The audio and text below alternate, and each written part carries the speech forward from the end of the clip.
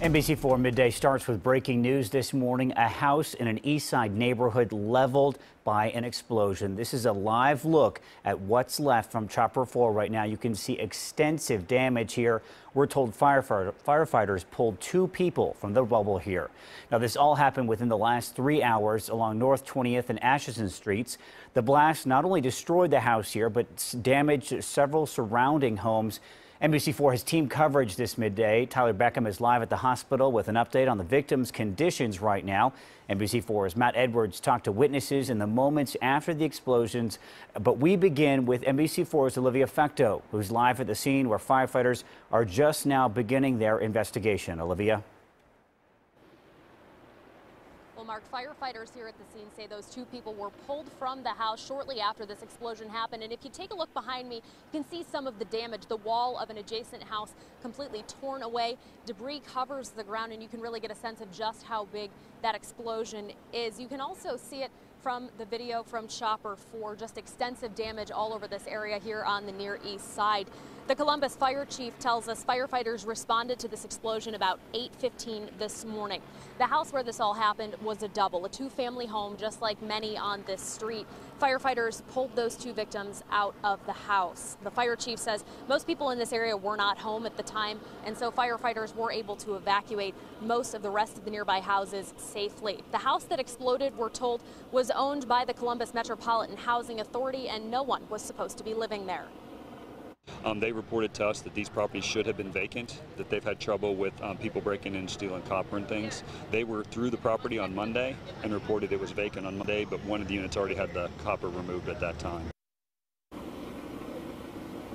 So right now, it's not exactly clear why those people were inside the house. We also don't know yet what caused the explosion. The fire chief says, of course, gas is the most logical explanation for what may have caused this, but arson investigators are also here looking through this, trying to figure out exactly what happened. We also know Columbia Gas has shut off gas to the house that exploded, and they are working their way down the street trying to shut off utilities to some of the other houses. Obviously, a lot of people affected by this heard this explosion earlier this morning. Matt Edwards has been talking to some of them this morning and joins us now live. Matt? Yeah, Olivia, hundreds out here today witnessing this, many of them impacted. The damage to the home right here, quite evident. You've seen pictures of it by now as we give you some more video, but so many houses in the area impacted. Right across the street, one firefighter told me bricks were blown off of this chimney. We've seen them lying in the yard, and adjacent to the home, a church, and you can see the stained glass windows on this side completely worked its way in here. That explosion did, and blew them out. So many people woke up to the boom. A few people told me their beds rattled. They had items falling off the shelf. People up to 10 blocks away saying they felt that explosion. You can't take many steps without running into some of the damage that took place in this Mount Vernon neighborhood. Took out my whole front window down here. I have a window up top, blew it out. It was so strong, it was just unbelievable. You could feel the compressions in your chest. And so many people like that with minor damage, a few with major damage. One thing so many people told me, they're thankful there weren't kids playing out here. Of course, it is summer. It happened early enough in the morning that the children hadn't really made their way out to play. There's a big backyard in the middle of where so many of those duplexes sit, and they were fortunate that no children were out there and injured at the time. We're live and local for you in Columbus. Matt Edwards, NBC4. Matt, thank you. Hopefully we get an update on what might have caused that explosion a little bit later on today. We do know that both victims here were hurt in today's explosion. There were 2. Both were rushed to the hospital to be treated. NBC4's Tyler BACOME continues our live coverage from the OSU WEXNER Medical Center. Tyler, what can you tell us?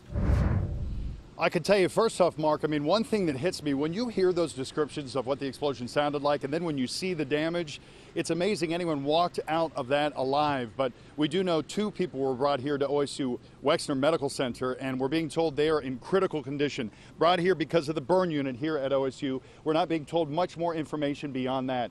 That's because Columbus Police spokesperson Steve Martin says there is a criminal investigation underway. Nothing's been filed yet, but because of that, we can't get information in terms of why these people were in this house and what was going on when the explosion happened. Certainly, we're going to stay on top of that, and we're going to stay on the scene here and continue to update you on the condition of the two victims. Again, a man and a woman brought here with severe burns and critical condition. We'll keep updating you both on air and online here throughout the day.